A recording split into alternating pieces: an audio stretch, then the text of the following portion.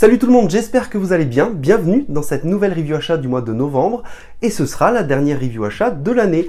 Comme je vous l'ai dit dans ma dernière review lecture, il n'y aura ni review lecture ni review achat au mois de décembre. Pour autant, rassurez-vous, il y aura d'autres vidéos, puisque j'ai prévu notamment une analyse de mon budget comics en 2021, une vidéo dédiée à des titres que vous pourrez offrir à vos proches à Noël, et enfin, les deux dernières vidéos de l'année seront un vlog à Londres et un guide tour sur la thématique de Jack l'Éventreur à Londres. Donc j'espère que ça vous plaira. Petit aparté avant de commencer cette vidéo, si le contenu de ma chaîne vous plaît et si cette vidéo vous plaît, eh bien n'hésitez pas à liker cette vidéo, à la partager, à vous abonner et bien sûr à activer la cloche pour être au fait de toutes les vidéos qui sortiront chaque samedi.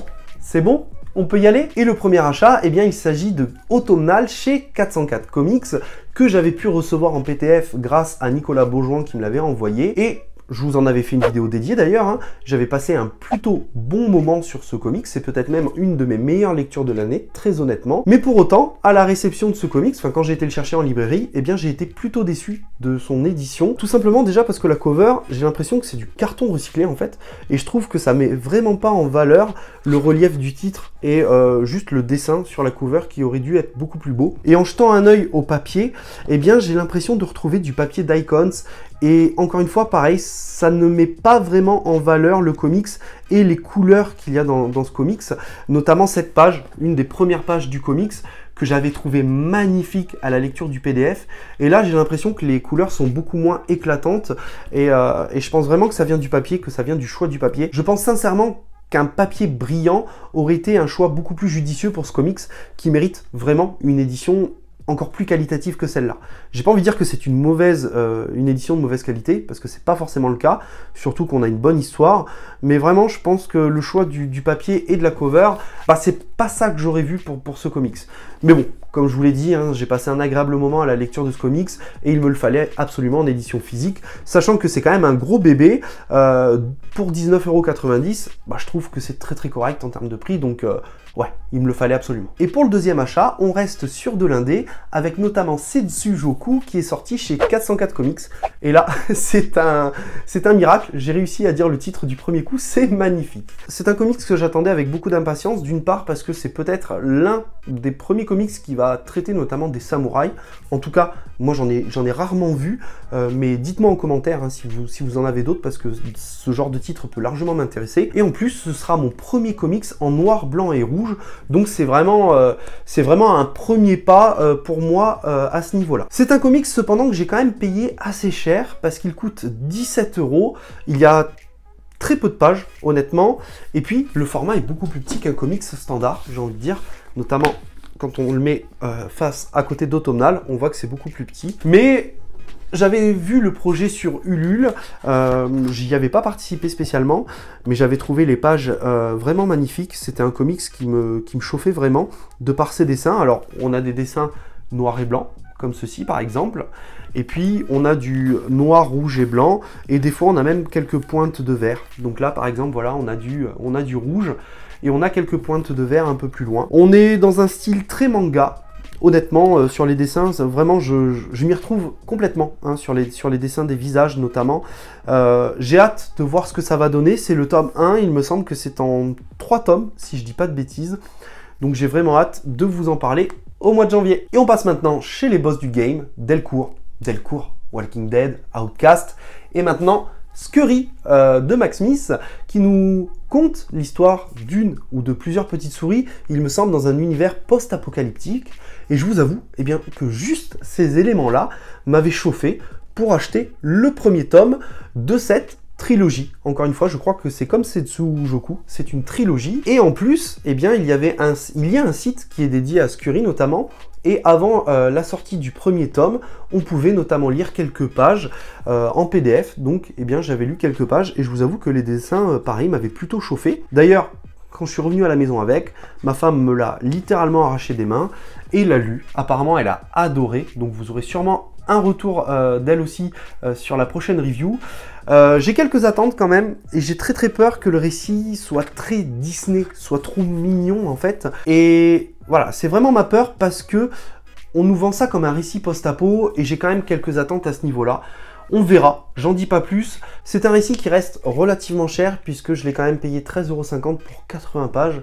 Et 80 pages, c'est très peu de contenu au final. Donc, à voir ce que ces 80 pages vont permettre d'installer, d'instaurer en termes d'univers et en termes d'histoire. J'ai vraiment hâte de lire et croyez-moi, je vous ferai un retour très rapidement. Et on continue cette vidéo achat avec un récit que j'attendais particulièrement. Il s'agit de Batman White Knight présente Harley Quinn chez Urban. Un personnage qui a eu une écriture vraiment magnifique de la part de Sean Murphy, que ce soit dans White Knight ou dans Curse of the White Knight. Et je vous avoue que je ne sais pas trop comment le classifier, ce récit, parce que j'aurais eu tendance à dire, avant de lire la 4e de couverture, que c'était un crossover uniquement basé sur Harley, et pour autant, ça n'a pas l'air d'être le cas, puisque ça a l'air d'être vraiment la suite de Curse of the White Knight. Donc j'ai vraiment hâte de lire. Voilà, comme je vous l'ai dit, Harley, c'est vraiment un des personnages du récit de Sean Murphy qui a eu une des plus belles écritures, je trouve. Un très beau traitement. Cette fois, on a Katana Collins qui est également là sur le scénario. On a des dessins qui, je trouve, sont plutôt jolis, qui reviennent un peu sur l'origin story, notamment d'Harley et de sa rencontre avec le Joker. Et en même temps, on va poursuivre l'histoire de ce qui s'est passé dans Curse of the White Knight. Et on arrivera notamment sur un dernier tome qui sera la conclusion du récit de Sean Murphy, qui s'appelle, il me semble, Batman White Knight Beyond. Je crois que c'est ça. Je crois que c'est ça si je dis pas de conneries. Et pour les 2 derniers achats, on va partir du côté de chez Panini, avec notamment Allman OK, un récit qui va me permettre de me replonger dans l'univers d'Old Logan que j'avais adoré. Normalement, si vous avez suivi toutes mes vidéos, vous le savez, mais j'ai relu récemment Old Logan et c'est toujours un moment de plaisir à chaque relecture. Donc j'avais envie de me replonger dans cet univers-là, sachant que ce n'est pas écrit ni dessiné par les mêmes personnes. Ici, c'est Sack et au dessin, c'est Keketo. Keketo qui dessine notamment les Daredevil de Zdarsky, que j'ai très envie de me procurer. Et ce sera sûrement l'une de mes prochaine série que je débuterai l'année prochaine. Ce récit-là nous plonge dans l'univers d'Old Logan, mais 5 ans avant les événements d'Old Logan. Et en plus, on fait un focus sur OK. OK, qui je dois l'avouer, n'est pas un de mes personnages favoris. C'est même un personnage dont je connais très peu de choses honnêtement, et du coup ça me permettra voilà, de faire d'une pierre deux coups, de me replonger dans l'univers d'Old Logan, dans un univers post-apocalyptique, et en plus peut-être d'en apprendre un petit peu plus sur le personnage d'Ok. C'est une lecture que je vous avoue j'ai déjà commencé parce que j'avais très hâte de le lire. Voilà, prochain retour au mois de janvier encore une fois, et en plus c'est la nouvelle version des Deluxe, là en cartonné dur comme ça, et en un seul tome, en un seul volume, puisqu'il me semble que dans l'ancienne édition, Old Man OK était en 2 tomes. Donc voilà, j'ai très hâte de le lire. Peut-être, je dis bien peut-être, que si ce récit me plaît, je pourrais me plonger dans la série Old Man Logan, qui me fait de l'œil, je l'avoue. Et j'aimerais bien savoir en commentaire si cette série, notamment, est la poursuite du récit d'Old Man Logan que j'ai déjà relu, ou si c'est juste un complément. Enfin voilà, j'aimerais vraiment savoir s'il y a un intérêt de se plonger dans cette série ou pas. Et enfin, le dernier achat, eh bien, il s'agit de Strange Academy tome 2, que j'attendais avec impatience, puisque, vous le savez peut-être, mais une vidéo est sortie sur un Battle Comics sous forme de vlog entre Venom et Strange Academy.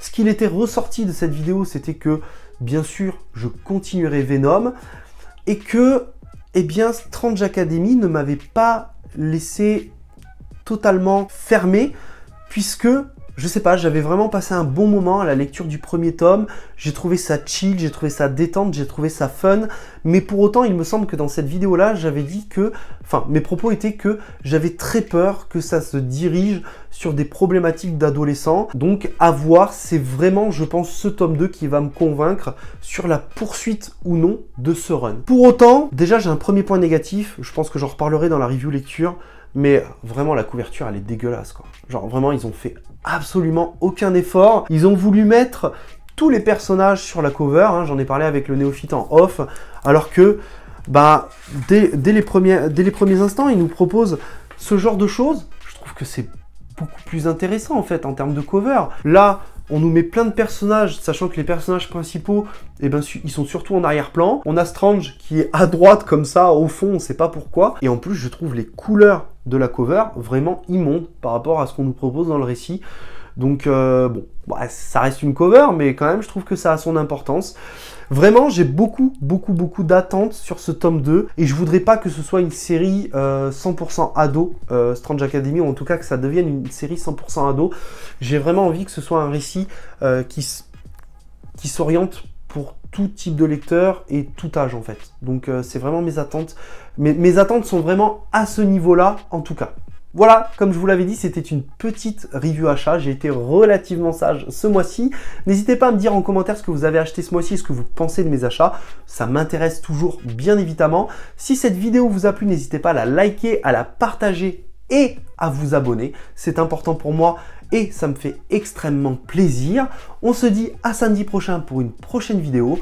Prenez soin de vous et n'oubliez pas, de grands comics et de grands mangas impliquent de grandes lectures. Ciao!